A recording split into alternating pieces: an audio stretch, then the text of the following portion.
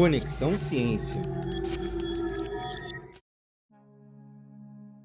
Chegamos ao 6º episódio do Conexão Biomas. E para finalizar essa série, falaremos sobre o Pampa, que no Brasil ocupa apenas o estado do Rio Grande do Sul. O Pampa, também conhecido como Campos Sulinos, é também um dos biomas que a gente encontra no Brasil. Assim como quando a gente falou da Caatinga, que é o único bioma brasileiro, aqui a gente tem uma situação peculiar. O Pampa ele não é um bioma exclusivamente brasileiro, mas no Brasil ele ocorre exclusivamente sobre o território do estado do Rio Grande do Sul. Ele se estende ainda para outros países da América do Sul, Argentina, Paraguai, Uruguai, então essa porção mais sul da América do Sul, não o extremo sul, mas na região que corresponde aos estados do Rio Grande do Sul, porções da Argentina, Paraguai e Uruguai, são cobertas, ou eram cobertas naturalmente pelos pampas. O pampa, essa terminologia, ela tem como significado plano ou planície. É um relevo predominantemente plano, levemente ondulado e também predominantemente coberto por vegetação de porte pequeno a baixo. Então a gente vai ter aí grandes extensões naturais de gramíneas, de pequenos arbustos, uma vegetação muito pouco adensada, a não ser em regiões específicas que se aproximam ali de um riacho, de um curso d'água, com espécies muito, muito peculiares. A gente vai ter no Pampa, a abordagem que se faz muitas vezes é equivocada, no sentido de nós termos uma paisagem que parece homogênea, porque é um campo que se estende por grandes extensões e parece ter uma dominância ali por uma ou por poucas espécies, mas na verdade a gente tem muitas espécies nesse local, nesse bioma, e compartilham entre si um aspecto de ser herbáceo, de ser graminoso, mas não por isso homogêneo. Não por isso a gente está falando de poucas espécies. E isso se aplica também à fauna. A gente tem diversidade de aves, a gente tem diversidade de mamíferos nesse ambiente, mas erroneamente ele muitas vezes é tratado como algo pouco importante porque tem um aspecto de ser muito semelhante em todas as porções onde ele se estende. Já falando também da importância dessa biodiversidade no Pampa, é interessante a gente chamar a atenção para o fato de que qual é o solo onde se estabelece essa vegetação.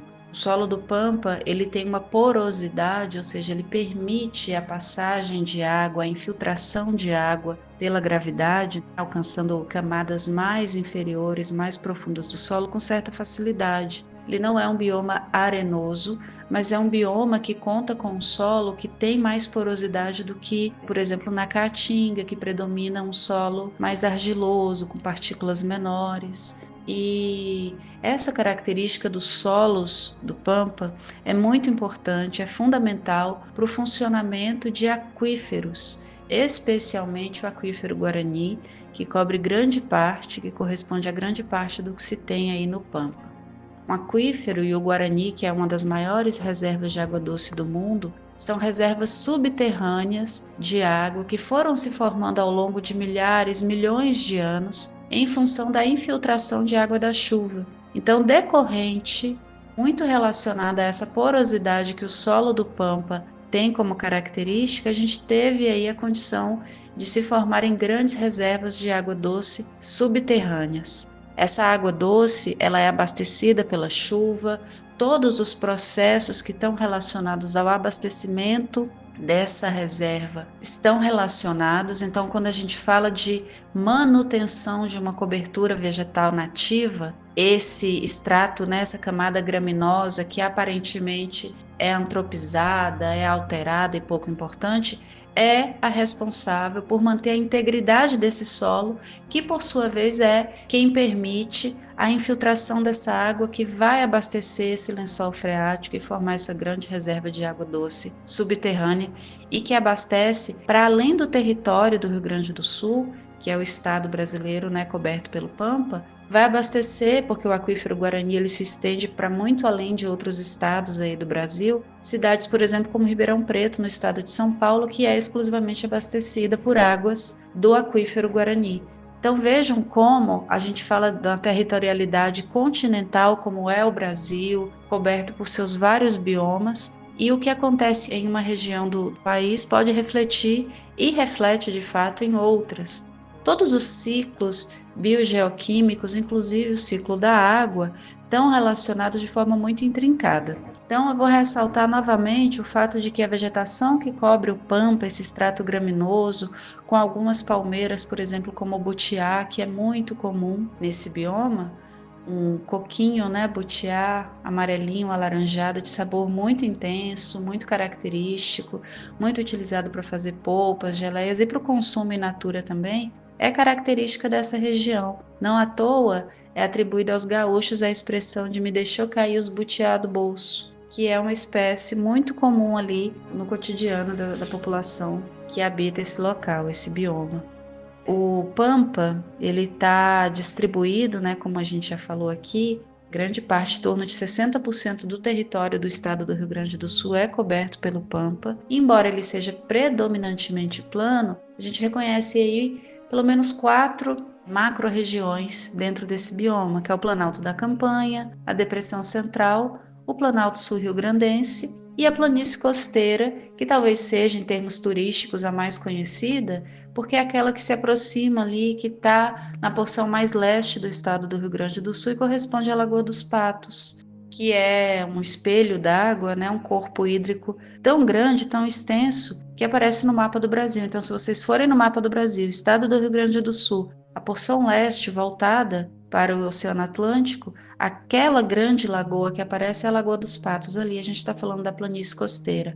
E ali sim a gente tem uma biodiversidade imensa, tanto de aves que são próprias do local, quanto de aves migratórias que utilizam desse lugar. A Lagoa dos Patos é uma lagoa muito extensa, mas não muito profunda. Então ela é um local de nidificação, de grande recebimento de sedimentos, de nutrientes, tem pontos de conexão com o Oceano Atlântico. Então tem uma heterogeneidade muito grande. Tudo isso abrigado dentro do bioma Pampa. Quais são, ou a gente pode pontuar aqui, a principal enfrentamento, a principal atividade antrópica que ameaça o Pampa? É o processo de arenização ou processo de desertificação. Essa característica natural que os solos do Pampa têm de serem mais porosos, arenosos, tem também uma grande facilidade para perder nutrientes e uma resiliência relativamente baixa, que é o sentido de conseguir se recuperar naturalmente no passar do tempo. As atividades que mais ameaçam o Pampa são as atividades agropecuárias, principalmente o cultivo em larga escala de culturas como soja, trigo, e também a pecuária extensiva, que é aquela em que os animais, né, principalmente o gado bovino, ele é criado solto. Então isso gera uma grande degradação das pastagens, a rotatividade. Uma área foi degradada pelo uso intenso e extensivo ali da pecuária, ela é abandonada e outra área vai ser utilizada.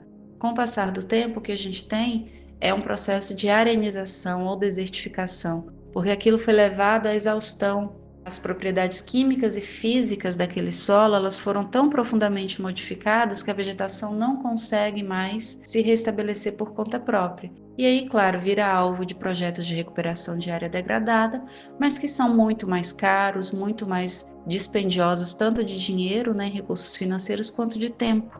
Então, esse é o principal processo de antropização que o Pampa enfrenta. Não é um bioma que conta com elevadas altitudes, está ali até pouco mais de 400 metros acima do nível do mar, com esse relevo predominantemente plano a levemente ondulado e que por isso é muito apto a receber essas atividades agropecuárias. Além também, né, da expansão de centros urbanos, que é algo que nós vimos ser comum em todos os biomas brasileiros. A Amazônia é talvez, de todos eles, a que sofre menos desse problema em específico. Por outro lado, sofre muito com desmatamento, sofre muito com as queimadas e também com a expansão das atividades agropecuárias. Mas em termos de centros urbanos, a gente está falando aí de um processo de antropização que afeta todos os biomas de forma bastante significativa. No Pampa, então, o problema maior que nós temos para além do processo de urbanização é o processo de arenização e desertificação, que é um processo de perda de biodiversidade com grandes problemas de reversão. Então, são projetos de recuperação de áreas degradadas que demandam muito estudo, que demandam muito tempo para se concretizarem. E lembrando que isso tudo está relacionado a essa fragilidade, né, essa vulnerabilidade ao processo de arenização, está relacionada a uma característica natural dos solos desse bioma, que por sua vez, quando bem preservado, quando íntegro, contribui muito para a reserva de um recurso natural que é finito e que é fundamental para a nossa vida, que é a água doce. Então fica aí a importância da gente reconhecer aquilo que parece homogêneo, mas que na verdade abriga uma grande heterogeneidade, uma grande biodiversidade e que tem uma grande importância se nós pensarmos principalmente aí no bem-estar humano e de todas as outras espécies. Muito obrigado, professora, por ter compartilhado tanto conhecimento conosco. Lembre-se, cuidar da natureza é nossa responsabilidade. Até mais! Conexão Ciência.